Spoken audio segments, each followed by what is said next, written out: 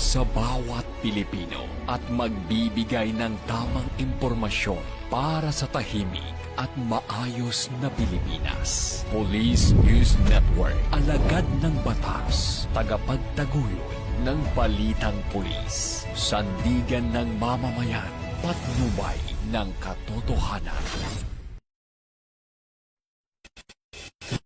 Kampo Krame, maghahatid ng pinakahuling kaganapan at nagbabagang balita. Ito ang PNN Police News Network. At ngayon, ang inyong mga tagapagbalita. Magandang araw, bagong Pilipinas. Ako ang inyong alagad ng batas, tagataguyod ng Balitang Pulis. Ako po si Patrolwoman Fe Octaviano. Maghahatid sa inyo ng tamang balita, kwento ng pulis at serbisyo para sa mamamayan. At ito ang PNP News Online. Ang pangunahing balita ng Police News Network, alagad ng batas, tagataguyod ng Balitang Pulis.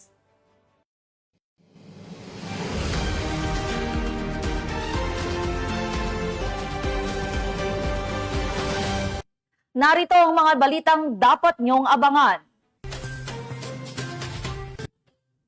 Away ng dalawang grupo sa Los Baños na uwi sa pamamaril. Isa patay. Most wanted person sa kasong pagpatay arestado sa Cebu City. At CTG supporter voluntaryong nagbalik loob sa Zamboanga, Sibugay.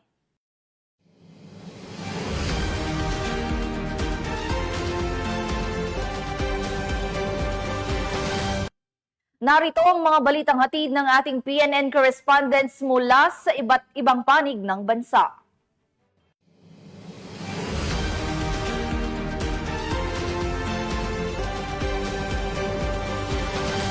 Simulan natin ang balita mula sa bahagi ng Luzon.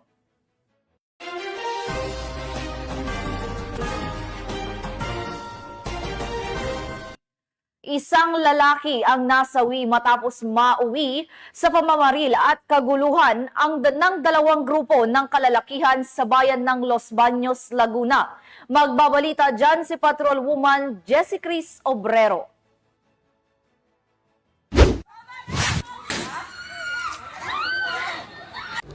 Nauwi sa trahedya ang isang away ng grupo ng mga kalalakihan sa Sitio Pag-asa, Barangay San Antonio, Los Baños, Laguna. Matapos umalingaw ang putok mula sa isang improvised firearm of sumpak na ikinasawi ng isang biktima.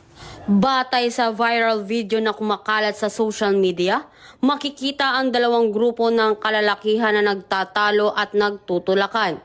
Sa naturang video, ang grupo ng biktima ay aktong susugod habang may hawak na patalim nang bigla na lamang pumutok ang sumpak na hawak ng sospek. Ayon sa Los Baños Municipal Police Station, kasalukuyan nang inihahanda ang kaukulang reklamo laban sa sospek na sangkot sa insidente. Patungkol po sa viral video kung saan ang grupo ng kalalakihan ay nauwi sa pamamaril, ang Los Baños Municipal Police Station ay kasalukuyan na pong inihahanda ang reklamo laban sa sospek. Hindi titigil ang iyong kapulisan upang mapanatili ang katahimikan sa ating komunidad. Nakatakda itong isampa sa City Prosecutor Office at patuloy naman ang investigasyon ng pulisya hinggil sa nasabing pangyayari.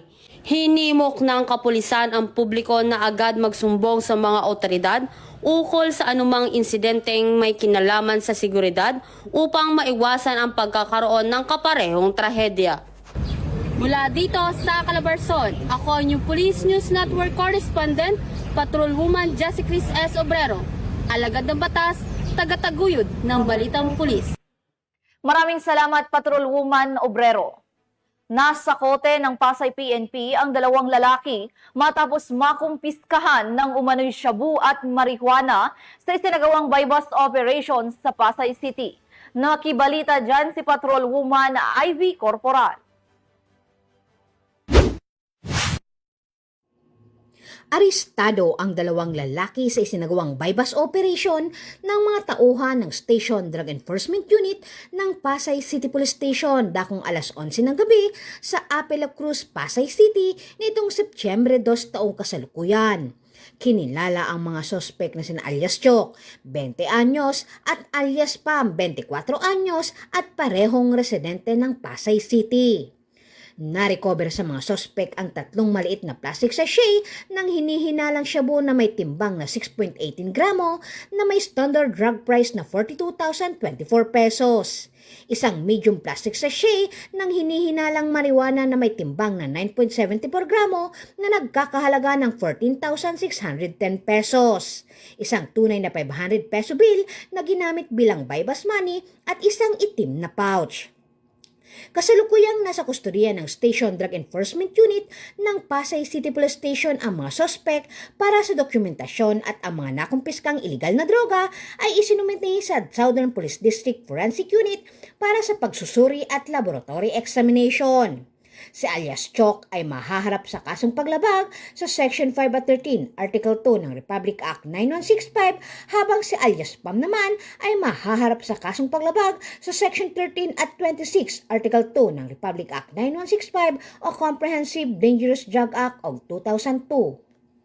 Mula dito sa Camp Bagong Diwa, Bikutan, Taguig City, ako po ang inyong PNN correspondent, Patrol Woman Ivy Corporal, alagad ng batas, tagataguyod ng Balitang Pulis. Maraming salamat, Patrol Woman Corporal. Isang sospek sa iligal na droga ang naaresto sa buy-bust operation na ikinasa ng Regional Police Drug Enforcement Unit 1, katuwang ang iba pang ahensya ng pamahalaan sa bayan ng Tayog, Pangasinan. Police Master Sergeant Robert Abella Jr. sa report. Isang buy-bust operation ng matagumpay na isinagawa ng Regional Police Drug Enforcement Unit 1, katuwang ang iba pang ahensya ng pulisya at PIDEA, pasado alas 12:35 hanggang 1:40 ng madaling araw nitong September 3, 2025 sa Barangay Barangubong, Tayog, Pangasinan. Naaresto sa operasyon ng sospek na kinilala lamang sa alias Mark, 48 years old, residente ng Barangay Poblacion D, Tayog, matapos bentahan ng shabu ang isang pusher buyer. Nakumpiska mula sa kanya ang 4 na sachet ng hinihinalang shabu na may bigat na 12 gramo at tinatayang halagang 81,600 pesos, marked money, boodle money, isang cellphone at isang motorsiklong walang plaka.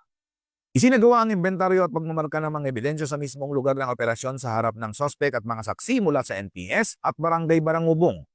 Dokumentado rin ito gamit ang body-worn cameras alinsunod sa panuntunan ng Korte Suprema. Matapos maaresto, dinala si alias Mark sa Eastern Pangasinan District Hospital para sa eksaminasyon at pagkatapos ay sa PNP Forensic Unit sa Lingayen, Pangasinan para sa drug test. Siya ay pansamantalang nakakulong ngayon sa Urdaneta City Police Station. Sa pagkakahuli kay alias Mark, muling napagtibay ang laban kontra iligal na droga na nagbibigay ng pag-asa at kaligtasan sa mamamayan, isang konkretong hakbang para sa bagong Pilipinas. Sinisiguro ng Police Regional Office 1 ang tuloy-tuloy na paglaban sa kriminalidad sa Region 1 dahil ang pulis dito ay maaasahan, malalapitan at mapagkakatiwalaan. Mula dito sa Ilocos Region, ako po ang inyong PNN correspondent, Police Master Sergeant Robert Abella Jr., alagad ng batas, tagataguyod ng Balitang Pulis. Maraming salamat, Police Master Sergeant Abella Jr. Arestado ng mga operatiba ng PNP Kawayan ang isang lalaki matapos makumpiskahan ng iligal na droga at baril sa ikinasang operasyon sa lungsod. Magbabalita dyan si Patrol Woman Richelle Ledesma. Ng mga kapulisan ng Kawayan Component City Police Station ng isang lalaki matapos makuhanan ng hininalang shabu at bala sa Barangay District 3 Kawayan City, Isabela nito lamang ika-1 ng Setyembre taong kasalukuyan. Kinilalang suspect na si alias June, nasa hustong gulang may asawa, self-employed at residente ng Aurora, Isabela. Batay sa report noong ika-1 ng Setyembre taong kasalukuyan sa ganap na alas 10:50 ng gabi, pumasok sa nasabing convenience store ang suspect at naiwan nito ang kanyang pouch bag. Bilang bahagi ng kanilang Standard Operating Procedure o SOP, binuksan ang naturang pouch bag ng empleyado ng convenience store upang matukoy ang pagkakakilanlan ng may-ari. Nadiskubre sa loob ang bag, ang isang maliit na pakete na naglalaman ng puting kristal na hinihinalang shabu.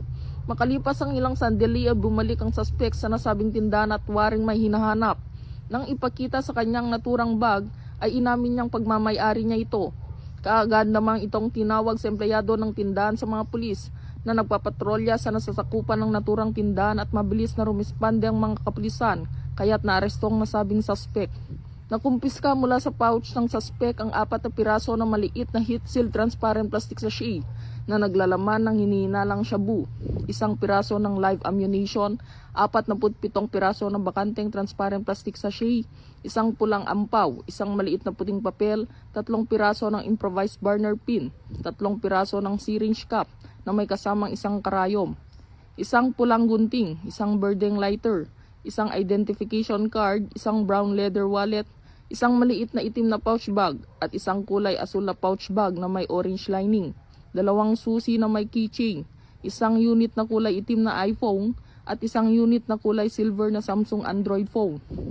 Mahaharap sa alias June sa kasong paglabag sa Republic Act 9165 o Comprehensive Dangerous Drug Act of 2002 at Republic Act 10591 o ang Comprehensive Firearms and Ammunition Regulation Act. Ayon kay Police Lieutenant Colonel Avelino de Canceran Jr., hepe ng istasyon, lalo pa nilang paiigtingin ang kanilang mga operasyon at pagbabantay sa lansangan lalo na sa gabi upang agad na marespondehan ang mga ganitong pangyayari at para mapanatiling ligtas ang buong komunidad. Ang mabilis na pagresponde at pagkaresto sa suspect ay sumasalamin sa dedikasyon ng hanay ng pambansang pulisya bilang tugon sa 7-point agenda ng Acting Chief PNP sa ilalim ng Campaign Against Illegal Drugs, Loose Firearms. Mula dito sa Lambak ng Cagayan, ako ang inyong PNN correspondent, Patrolwoman Ledesma, alagad ng batas, tagataguyod ng Balitang Pulis. Maraming salamat, Patrolwoman Ledesma. Bumagsak sa kamay ng mga otoridad ang isang top 10 most wanted person sa regional level dahil sa kasong may kinalaman sa illegal na droga sa isinagawang operasyon sa Santa Maria, Bulacan. Yan ang tinutukan ni Patrolwoman Mildred Tawagon. Gusto ng mga tauhan ng Santa Maria Municipal Police Station ang isang lalaki na kabilang sa listahan ng top 10 most wanted person, regional level sa bisa ng warrant of arrest sa Barangay Bulak, Santa Maria, Bulacan. Kinilala ni Police Lieutenant Colonel Voltaire C. Rivera ang suspect na si alias Will, 36 anyos, binata, isang driver at residente ng nasabing barangay. Ayon sa ulat, dinakip ang suspect sa bisa ng warrant of arrest para sa paglabag sa Republic Act 9165 o Comprehensive Dangerous Drugs Act of 2002 na inilabas ni Honorable Elinita Makatangay Alvar, presiding judge ng RTC Branch 121, May Kawayan, Bulacan na may kaukulang piyansang 400,000 pesos. Agad na dinala ang akusado sa kustudiya ng Santa Maria Municipal Police Station para sa wasto at tamang disposisyon. Samantala, tiniyak ni Police Colonel Angel L. Garciliano, Provincial Director ng Bulacan Police Provincial Office, na patuloy ang pinaigting na kampanya ng kapulisan upang mahuli ang mga most wanted persons at masigurong mananagot ang lahat ng lumalabag sa batas. Mula dito sa Bulacan Police Provincial Office, ako ang inyong PNN correspondent, Patrolwoman Mildred A. Tawagon, alagad ng batas, tagataguyod ng Balitang Pulis. At Patrolwoman Tawagon. Tunghayan naman natin ang mga balita mula sa Visayas.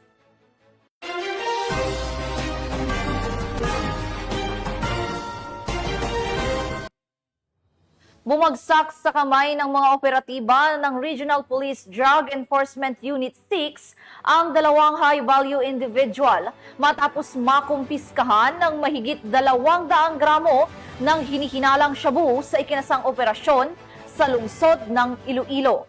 Yan ang tinutukan ni Patrolwoman Ledeline Bansagon.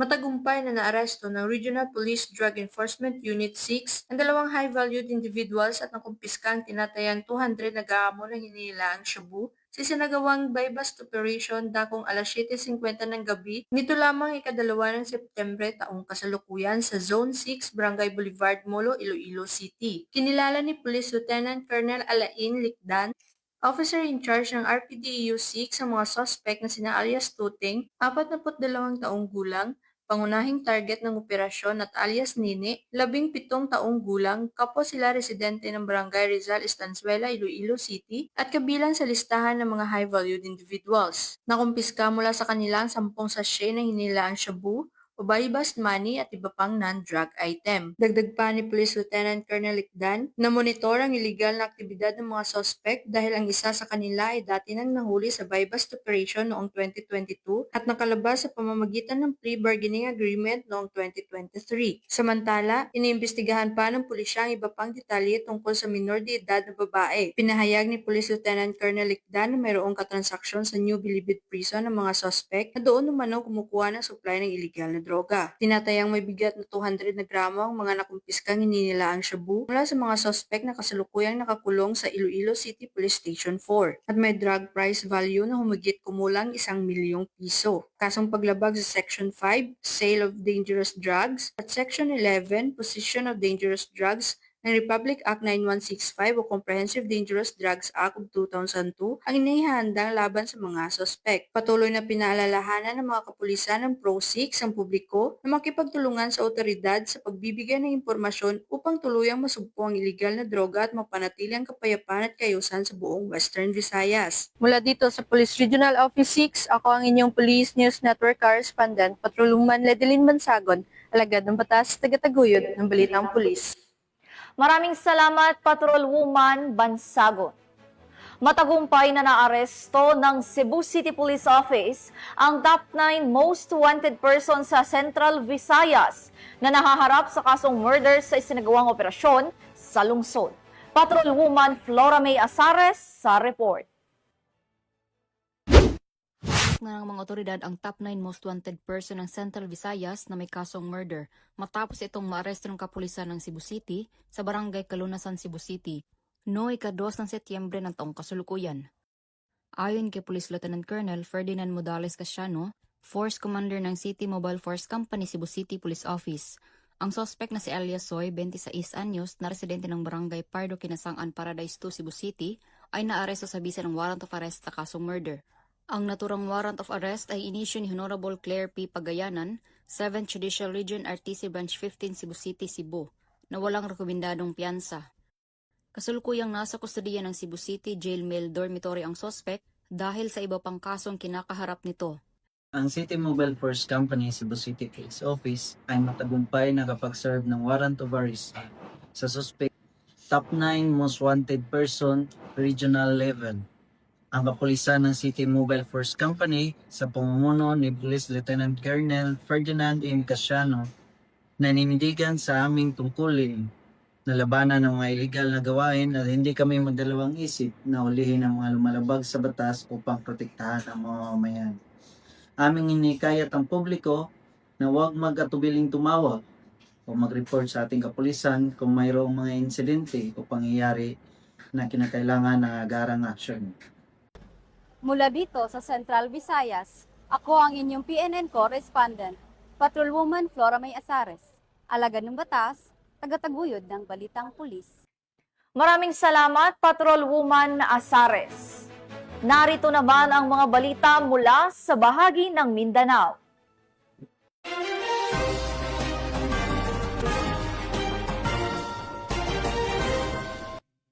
Winakasan ang pakikipag-ugnayan sa rebeldeng grupo at kusang sumuko sa otoridad ang isang communist terrorist group supporter matapos itong voluntaryong nagbalik loob sa pamahalaan ng Diplahan, Zamboanga, Sibugay. Nakibalita dyan si Patrolwoman Joyce Franco.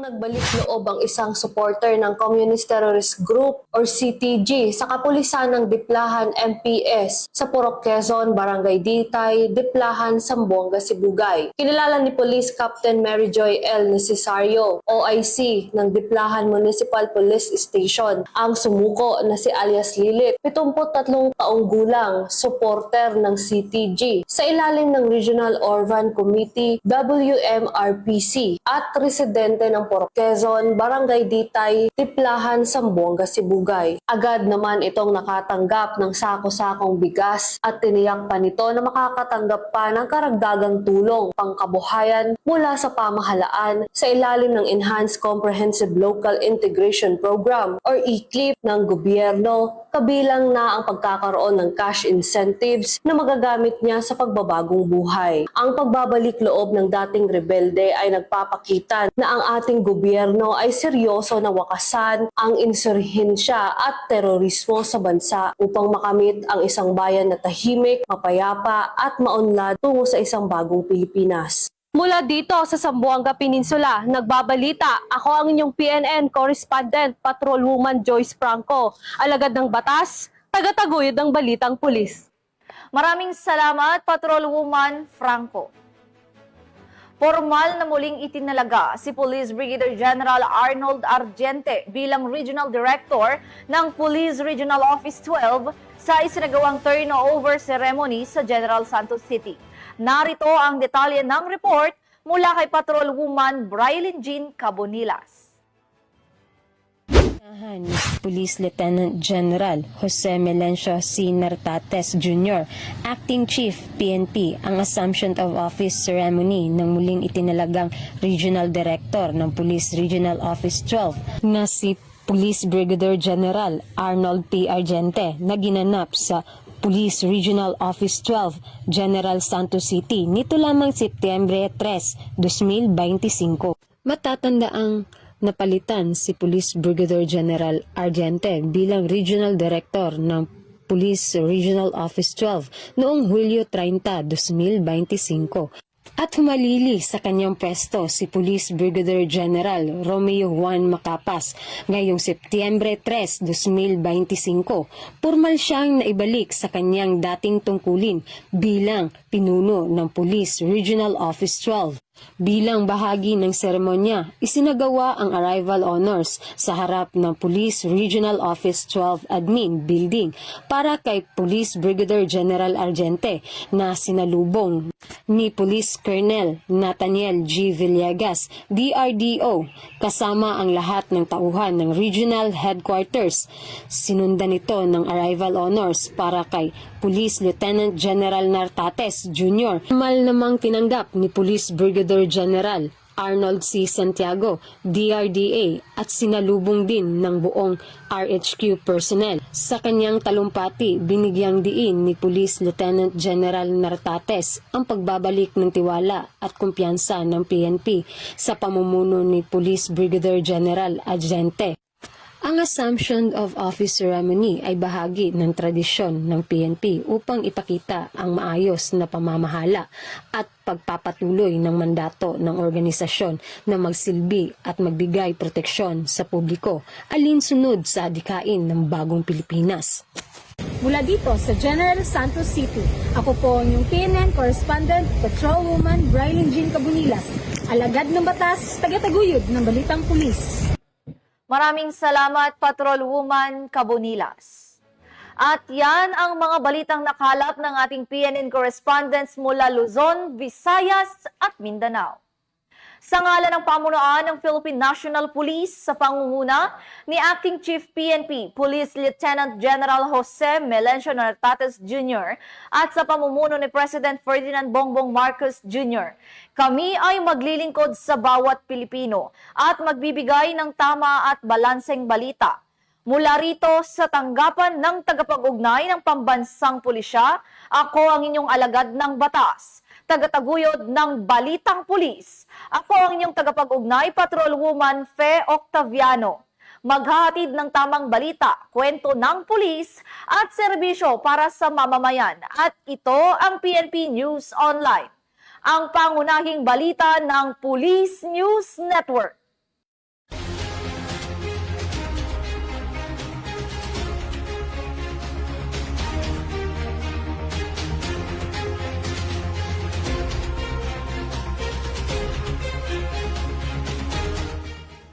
Police News Network, alagad ng batas, tagapagtaguyod ng balitang pulis.